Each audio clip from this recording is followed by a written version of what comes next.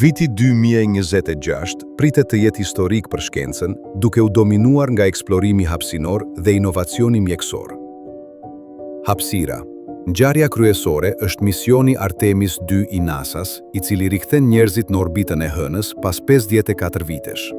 Krahas tij, Kina, India dhe Japonia do të lëshojnë misione për të eksploruar polin e jugut të Hënës dhe hënat e Marsit. Mjekësia.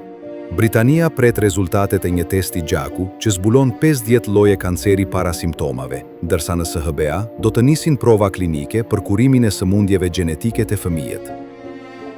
Teknologjia e toka. Kina do të tentojë shpimin rekord prej 11 kilometra në fund të oqeanit, ndërsa inteligjenca artificiale do të kalojë drejt modeleve të specializuara për zgjidhje logjike. Sfidat.